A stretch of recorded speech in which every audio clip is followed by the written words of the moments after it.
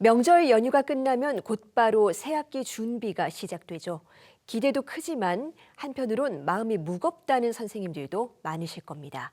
교실 안에 정서적 위기를 겪는 학생들이 급증하고 있기 때문인데요. 훈육이나 격리를 하는데도 한계가 있을 텐데 이 교실 안의 문제 행동을 제대로 지도하려면 어떤 접근이 필요할지 영상으로 먼저 만나보시죠.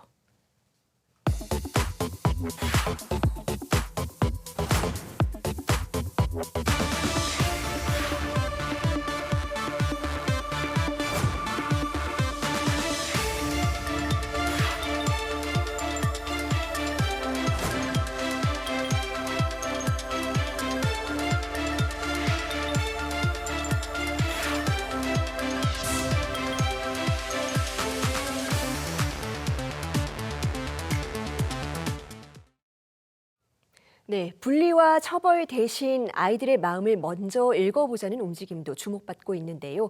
좋은교사운동 위기학생연구회 마음친구의 김영식 선생님과 자세한 이야기 나눠봅니다. 선생님 어서 오세요. 안녕하세요. 네, 정서행동 위기학생을 지도하는 교사들 모임 마음친구에서 활동하고 계십니다. 그만큼 현장에서 느끼셨던 위기감이 컸던 거겠죠? 네, 너무 다양한 학생들의 행동 문제가 있어서요. 크게 보면 뭐 주의 분산 행동이나 수업 방해 행동, 뭐 파괴 행동까지 있는데 예를 들면 수업 시간에 집중을 못하고 혼자서 이렇게 다 딴짓을 하는 학생들이 있거든요.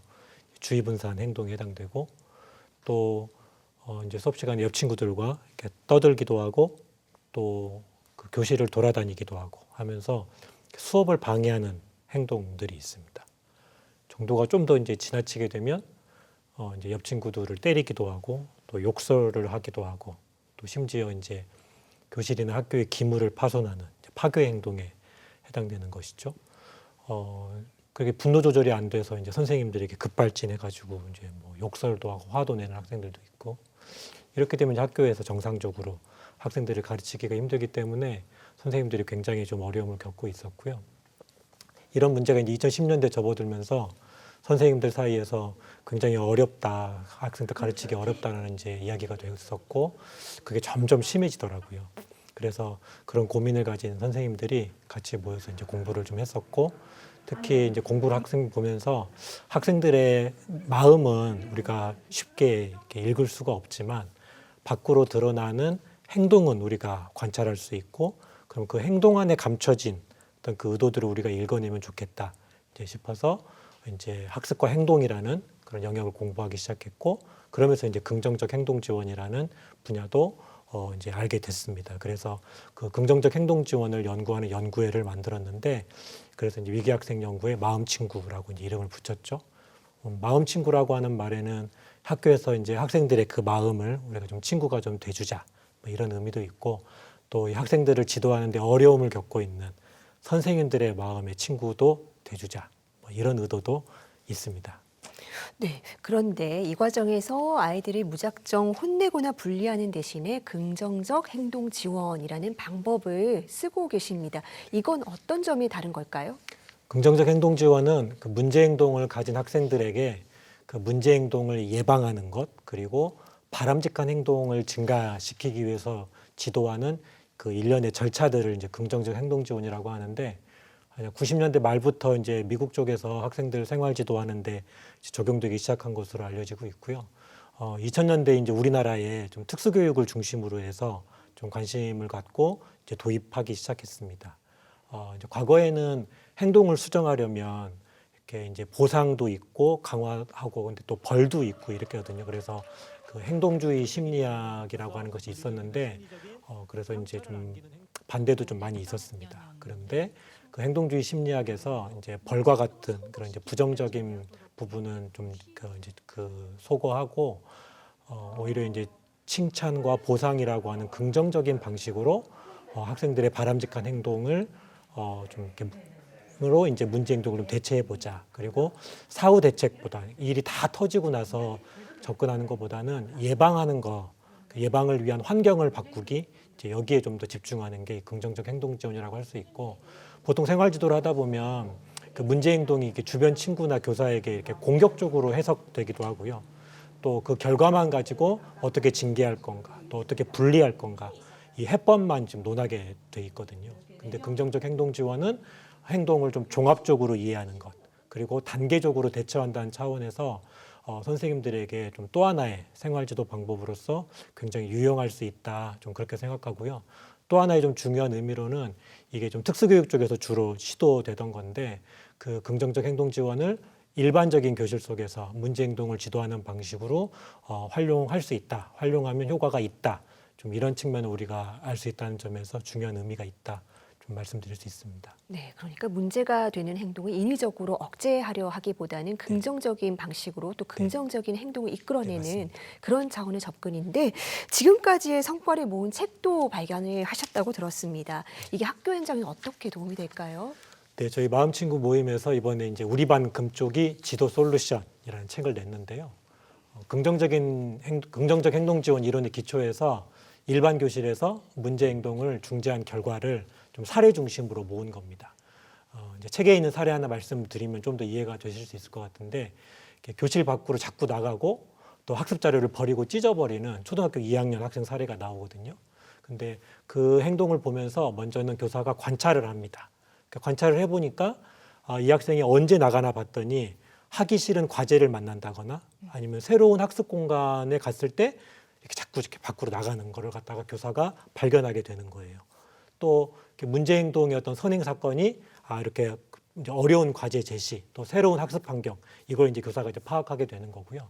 또 왜 그런 행동을 할까? 이제 문제 행동의 기능 평가를 한다고 하는데, 그 기능 평가를 해보니까 학습지를 찢는 거는 과제 회피의 어떤 목적이 있구나를 알게 되고, 또 교실을 자꾸 나가는 거는 교사나 또 친구들의 관심을 끌고자 하는 그런 기능이 있다라는 거를 교사가 파악하게 되는 거죠. 이렇게 모은 데이터를 바탕으로 해서 이제 행동 중재 전략을 수립을 하는 겁니다. 일단 예방 전략으로 이 학생이 학교에 오면 교사가 먼저 관심을 줘버리는 거예요. 그러면 교실에 나가지 않아도 선생님의 관심을 받기 때문에 그 밖으로 나가는 그런 어떤 그 동기가 좀 줄어들 수 있게 되는 거고요. 그리고 보호자랑 먼저 이렇게 협의를 해서 등교하기 전에 교실 안으로 들어가는 거를 이제 아직 어리니까 한 5단계 정도로 나누어서 계속 아이에게 가르치도록 하는 겁니다. 먼저 그렇게 환경을 만들어 주는 거죠. 그러면 교실에 왔을 때 이 학생이 이제 교실에 쉽게 들어올 수 있고 또 나가지 않게 되는 이제 그런 걸 이제 보게 되는 거고요. 그래서 실제로 그렇게 적용을 했더니 학기 말에 이 학생이 이제 교실을 나가는 행동이 이제 거의 사라지는 거를 교사가 이제 보게 되는 것이죠. 그런 식으로 이 긍정적 행동 지원은 어떤 한 아이의 행동을 관찰해서 일단은 그런 근거를 가지고 중재 전략을 수립하고 종합적으로 대처하는 좀 그런 방식이기 때문에 다양한 사례들이 책에 나와 있거든요. 아마 선생님들께 많은 도움이 될 거로 생각합니다. 네, 통합적인 접근을 통한 예방적인 지원이라는 점에서 또 새 학기에 시작되는 또 새로운 제도가 하나 떠오르는데요. 이른바 학생 맞춤 통합 지원법. 이건 또 이 문제 행동을 하는 학생들에게 얼마나 도움이 될까요?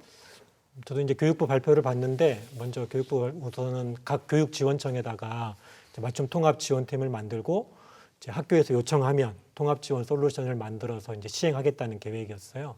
학교 입장에서 보면 일정 부분 도움이 됩니다. 왜냐하면 이제 분명히 그런 학생을 만나게 되거든요. 가정이 완전히 붕괴돼 버리고 학교 생활이 너무 어려운 학생들이 생기는 거죠. 그러면 이제 교사 입장에서는 어떻게 이 아이를 도와야 될지 되게 난처해지거든요. 근데 이제 교육청에서 종합적으로 복지 지원 또 행동 지원 이런 걸 해준다면 저는 큰 도움이 될 거라고 생각합니다. 다만 교육지원청만의 힘으로는 저는 한계가 있을 거라고 봐요. 왜냐하면 결국 그 학생이 생활해야 되는 곳은 학교거든요. 그러면 그 교실에서 이 학생이 어떻게 도움받을 수 있을까, 이게 좀 되게 중요한데, 학교 안에 이런 통합 지원을 위한 인력과 시스템이 함께 들어와야 된다는 거죠. 제가 말씀드렸던 긍정적 행동 지원의 경우에도 결국은 학교에서 이 시스템이 작동해야 되거든요. 그래서 미국의 경우에는 행동 지원팀이 학교 안에 만들어지고 교장이 팀장이 돼서 별도의 행동 그 지원 인력들을 꾸리고 그걸 배치해 놓습니다. 그렇게 지원이 이루어지기 때문에 좀 더 학생들에게 효과적인 지원이 이루어질 수 있다라고 하는 거죠. 마찬가지로 교육지원청과 학교 안에 이런 통합지원팀이 각각 있고 거기에서 유기적으로 연계가 돼야 이 맞춤 통합지원도 효과가 있을 거다, 좀 그렇게 생각합니다. 네, 굉장히 취지가 좋은 정책임에도 불구하고 학교 현장에서 또 이런저런 우려가 나오고 있는 게 현실인데요. 그다음에 현장에서 이른바 이 금쪽이들을 제대로 지원하려면 어떤 후속 조치가 더 필요할까요? 일단 제가 오늘 말씀드렸던 이런 긍정적 행동 지원이라던가 좀 다양한 생활 지도의 방법들이 좀 학교 현장에 보급되고 또 교사들이 그것을 좀 익힐 필요가 있습니다. 어떻게든 일차적으로 교실과 학교에서 좀 지원이 좀 이루어지도록 해야 되거든요. 그러면 이제 학교도 교사도 좀 준비가 돼야 되는 거죠. 다만 담임 교사 혼자서 이 문제를 해결할 수는 없습니다. 돕는 인력이 좀 학교에 있어야 되고, 그래서 제 생각에는 이제 경력 교사들 중에 이런 좀 전문성 있는 부분을 좀 더 연수를 시켜서 양성하고 학교에다가 배치를 하고요. 그분들이 학교에서 컨트롤 타워 역할을 하게 되면 담임 교사와 이렇게 협력하면서 이 학생들을 좀 제대로 도울 수 있을 거라는 거죠. 그래서 좀 행동지원 전문교사를 양성해서 학교에 배치하자, 좀 그런 제안을 좀 드려보고요. 이런 어떤 통합지원의 일차적인 전문 인력들이 학교에 있고 또 교육지원청에서 함께 연계되면 훨씬 효과적인 그런 통합지원, 학생지원들이 좀 이루어질 수 있겠다, 좀 그렇게 생각합니다. 네, 아이들의 거친 행동 뒤에 숨겨진 이 SOS 신호를 잘 발견해내는 것도 교육의 중요한 역할일 텐데 그럼에도 불구하고 선생님 한 분의 사투에만 기대기보다 학교, 가정 그리고 우리 사회 모두가 정성을 다해서 좀 지원을 해야겠다는 생각이 듭니다. 선생님 오늘 말씀 잘 들었습니다. 감사합니다. 감사합니다.